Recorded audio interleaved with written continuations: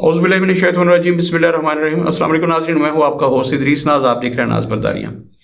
मोहतरम नाज़रीन, हुकूमत बनने के फ़ौरन बाद ही जैसे ही कबीना तश्कील पाई है, हुकूमत ने IMF के पास जाने का फ़ैसला किया है। आजकल में वो प्रपोज़ल लेके IMF के पास जाएंगे और फिर असर नो एक कर्जा लेने की कोशिश की जाएगी।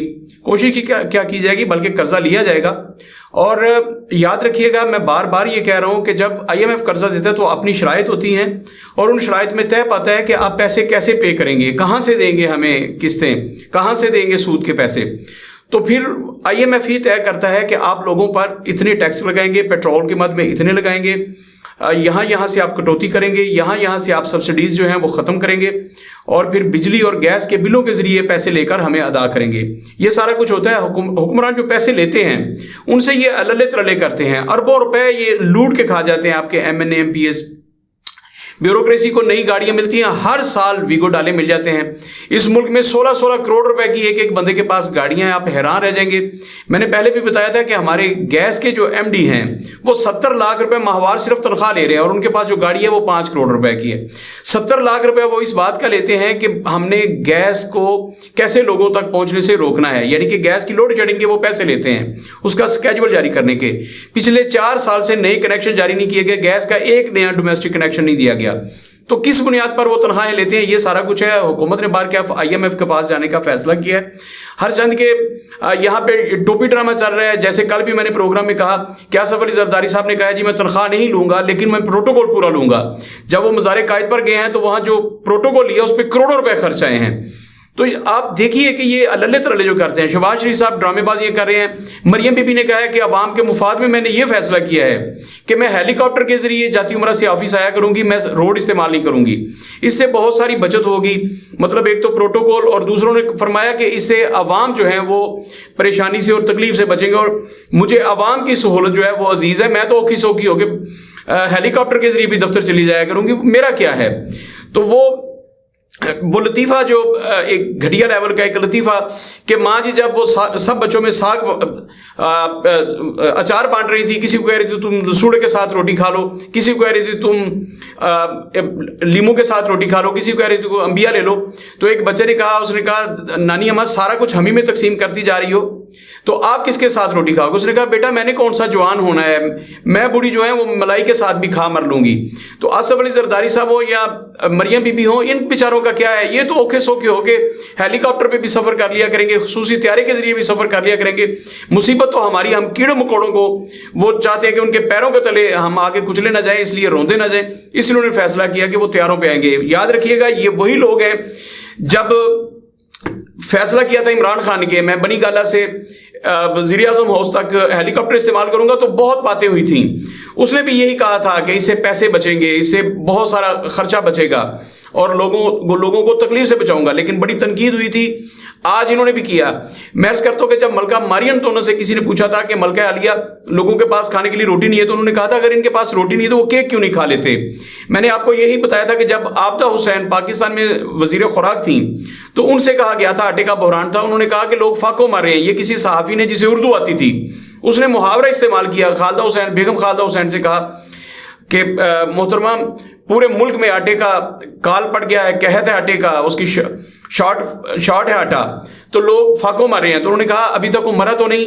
मतलब उनके कहने का मकसद ये था कि जब तक 150 लोग मर नहीं जाते मुझसे ये बात भी ना करना। तो मोहतरम नाज़रीन, इनके अल्ले तल्ले यही रहेंगे जिन लोगों ने इलेक्शन से पहले वादे किए थे 200 यूनिट फ्री देने के, 300 यूनिट फ्री देने के, तनख्वाहें डबल करने के। या आसफ अली जरदारी साहब का वादा था तनख्वाहें दुगनी करने का। आज वो सारे लोग किसी ना किसी तरह से इक़्तिदार में हैं, लेकिन वो भूल चुके हैं कि 200 यूनिट किसने फ्री देने थे, किसने 300 यूनिट फ्री देने थे, किसने तनख्वाहें डबल करनी थी। कोई बंदा अब नहीं बोलेगा। IMF के पास जाएंगे, वहां से अरबों डॉलर फिर लेंगे। पाकिस्तान कौम जो है वो फिर खरबों रुपए के कर्जों के अंबार तले दबेगी, इजाफा होगा और वो बिजली को बिलों के जरिए पे करेंगे। मोहतरम नाज़रीन, हम बदकिस्मत लोग हैं, लेकिन तब तक जब तक आपकी अपनी आंखें नहीं खुल जाती, जब तक आपको समझ नहीं आ जाती कि हमारे साथ हो क्या रहा है, हमारे हुक्मरान क्या कर रहे हैं, उनका ताल्लुक पीपल्स पार्टी से, उनका ताल्लुक नून लीग से हो, आपने देख लिया, आपने तीर पे मोहर लगा के देख ली, आपने किसी और इंतहाबी निशान पे शेर पे मोहर लगा के देख लिया, आपने सारे इंतहाबी निशान आजमा लिए, लेकिन वोट एक ही जगह पर निकले हैं, वो जिनकी हुकूमत बन गई है। ये सारे एक ही जगह थे। मतलब الگ الگ انتخابی نشان تھے، لیکن سارے لوگ اقتدار میں آ گئے۔ اب یہ ٹوپے ڈرامی جو ہو رہی ہے کہ جناب میں تو صدر بنا ہوں، میں نے وزارتیں نہیں لی، فلاں نے وزارتیں لی ہیں، ذمہ دار وہ ہے۔ محترم ناظرین، کیا آصف علی زرداری پروٹوکول نہیں لے رہے؟ کیا آصف علی زرداری اقتدار کے مزے نہیں لوٹ رہے؟ کیا وہ سرکاری پیسوں پر ایک بہت بڑے صدارتی محل میں نہیں ہے؟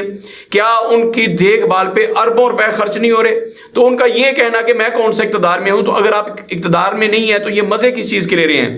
آپ اپنی بیٹی کو خاتون اول کیا بنا رہے ہیں؟ یہ اقتدار ہے، اسی کو اقتدار کہتے ہیں۔ گھگو گھوڑوں کو اس بات کی سمجھ نہ آئے تو یہ الگ بات ہے، وہ آج بھی اپنے اپنے لیڈر کے لیے لڑیں گے، جو مریم بی بی کے لیے لڑا کرتے تھے آج بھی لڑیں گے۔ مریم بی بی نے اور شہباز شریف نے اس قوم کے ساتھ ہاتھ کیا، انہوں نے دکھایا کوئی بابا اور لے آئے وہ کسی اور کو، وہ اس بہروپیوں کو لے کے آ گئے جس کے بارے میں آج تک حتمی فیصلہ نہیں ہو سکا کہ وہ ہے کیا۔ تو محترم ناظرین، جب میاں نواز شریف کو لائے تھے، انہوں نے نجات دہندہ کے طور پر پیش کیا تھا، کہا تھا کہ IMF سے نجات مل جائے گی۔ ان کی تقریریں ہیں، بہت پرانی نہیں، 1 مہینہ پرانی تقریریں ہیں، یہ سن لیجئے کہ ہم IMF سے نجات حاصل کریں گے۔ آج انہوں نے IMF کے پاس جانے کا پھر وعدہ کر لیا ہے، لیکن یہ عمران خان سے سمجھدار لوگ ہیں۔ عمران خان نے کہا تھا کہ میں خودکشی کر لوں گا، IMF کے پاس نہیں جاؤں گا، 6 ماہ نہیں گیا تو اس کی چیخیں نکل گئی، عوام کی بھی چیخیں نکل گئی، پھر جانا پڑا۔ یہ سمجھدار لوگ ہیں، یہ 1 مہینے سے پہلے IMF کے پاس جا رہے ہیں، انہیں کہنے جا رہے ہیں کہ ہمارے پاس دینے کے لیے تنہا ہے نہیں ہے، للے تلے کرنے کے لیے ہمارے پاس دولت کے انبار نہیں ہیں۔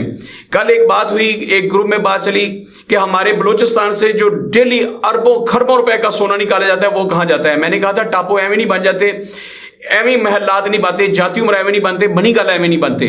محترم ناظرین، جو جزیرے خریدے جاتے ہیں ایویں نہیں خریدے جاتے۔ دبئی میں آپ کے 1 کلومیٹر پر جو کمرشل پلازے ہیں وہ ایویں نہیں بن جاتے، پاکستان کو لوٹتے ہیں تو تب جا کے بنتے ہیں۔ یہ وہی لوگ ہیں جو بار بار لوٹتے ہیں، لیکن آپ لوگوں کو اس بات کی سمجھ نہیں آ رہی۔ آپ انہیں موقع دیتے ہیں کہ آؤ پھر آؤ، ہمیں ایک مرتبہ سے پھر لوٹو، تو محترم ناظرین وہ آپ کو لوٹنے کے لیے آگے ہیں۔ 5 سال آپ صبر کیجئے گا، IMF کے پاس جا رہے ہیں، اربوں ڈالر لے کے آئیں گے اور پھر آپس میں بانٹیں گے، بندر بانٹ ہوگی، لیکن پیسے میں نے اور آپ نے دینے ہیں۔ اپنی تیاری کیجئے۔ جو لوگ 12 گھنٹے مشقت کیا کرتے تھے آپ 18 گھنٹے مشقت کیا کریں، کیونکہ 2 بہروپی آپ کے اوپر آ کے بیٹھ گئے ہیں۔ ایک مریم بی بی ہے جنہوں نے 50 کیمرے لے کے میدان میں جانا ہوتا ہے اور انہوں نے بتانا ہوتا ہے کہ میں بہت کام کر رہی ہوں۔ اسی طرح شہباز شریف صاحب ہیں، ایک بڑا ڈرامے باز، وہ وفاق میں آ کے بیٹھ گیا۔ آپ کو اپنی مشقت بڑھانا پڑے گی، کیونکہ ان کی سیلفیاں اسی وقت بن سکتی ہیں جب آپ 12 گھنٹے کی بجائے 18 گھنٹے کام کریں گے۔ اگر آپ 18 گھنٹے کام نہیں کرتے تو پھر آپ کے شاہ جو ہے وہ آپ سے ناراض ہوں گے، تو پھر ظاہر ہے کہ وہ قہر کی طرح آپ پہ ٹوٹیں گے۔ جو حشر انہوں نے PTI کا کیا وہ آپ کا بھی کر سکتے ہیں۔ اگر اس حشر سے بچنا ہے تو پھر آپ 12 گھنٹے کی بجائے 18 گھنٹہ مشقت کرنا شروع کیجیے۔ اپنا بہت سارا خیال رکھیے گا۔ پاکستان زندہ باد۔